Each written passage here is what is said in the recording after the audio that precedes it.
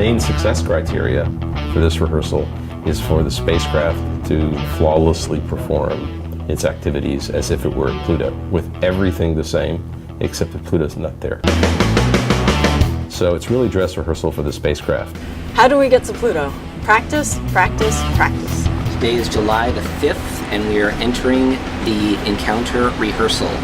The ground operations are going to pretty much mimic what we're going to be doing in 2015. So it will think it's actually flying by Pluto. So it will point to where it thinks Pluto is. We're flying by an object that is a huge distance from Earth, and we're trying to hit a box that's 100 by 150 kilometers wide. And that then leads into maneuver planning and trajectory control needed to thread that needle and hit that small box. It's way the heck out there.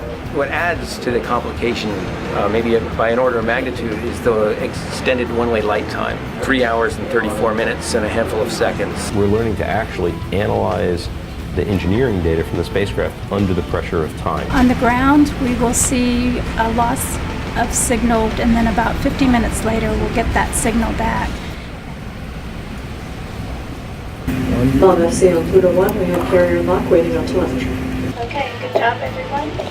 Next track. Well, it means that the command was received by the spacecraft and acknowledged, so that our uplink path is good. The best thing coming out of this rehearsal is about the team. How does the team come together? Because in 2015, we don't want to learn about that stuff. We want to learn about Pluto. Those are all invaluable to get us ready and practiced for the one and only shot we'll have to explore the Pluto system. So everything is, right now, as nominal as we were hoping for it to be. Going great. We've been waiting 12 years since we wrote the proposals to do this rehearsal. It's the last big step before we can do the encounter.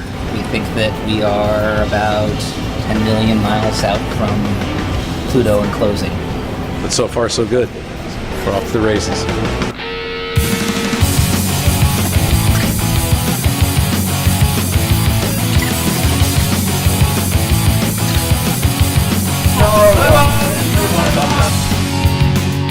Today is our 2,724th day in flight. This has been a long time coming, literally. I only want to say thanks for all the work. Let them eat cake.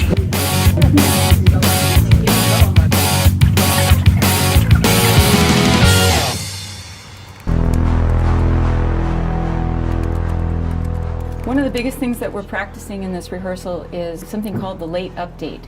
And this is where we correct the pointing of our sequence in the last few days before Pluto, so that our pictures will be pointing at Pluto, Charon, Nixon, Hydra, rather than black sky. Part of what we're doing, a very large part, is to receive images that are coming from the spacecraft and use those to help refine our course and to compare that to what they should be on a perfect trajectory, and then from the differences make decisions about how we either fire engines or change the timing of the encounter. The challenge of flying a spacecraft past Pluto is the distance and the speed that we're flying by. The close approach occurs within a few hours. We have in our sequence commands that will take pictures of Pluto, send them to the ground, and then the navigation team analyzes those pictures, and they come up with essentially a mathematical representation that gives us the relative location of Pluto from the spacecraft. Navigation is a critical component to the success of this mission because everything in science is based on the results from navigation.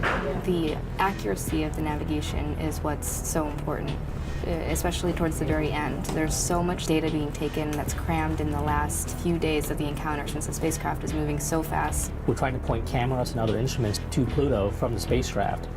In order to point those instruments accurately, we have to know where the spacecraft is relative towards flying by Pluto.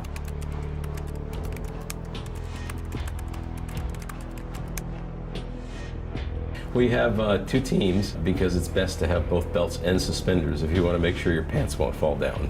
The thought of entrusting that to one group of people doing things one particular way was a little bit too much for the once-in-a-lifetime kind of opportunity for a mission like this. The project wanted an independent check on what the primary navigation team was doing, so they hired us to provide that. Buy that a little bit. The problem I'm having, though, is that Pluto's only getting really big in the last couple of weeks, you know. Right. So you're not having months really. You know, this, Okay, the way the scene looks now. What weeks versus days? I mean, By having two teams working independently, we can at least detect the discrepancy between the two and have a much higher chance of ensuring that things are going to work out just fine.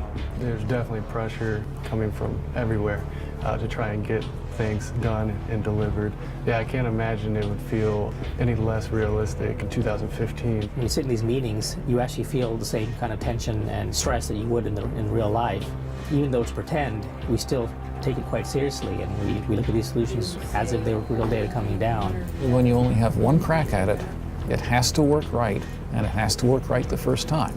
You know, there's going to be other unknowns as we approach the real system that we can't simulate or fathom, really, but things will work out. We'll get there.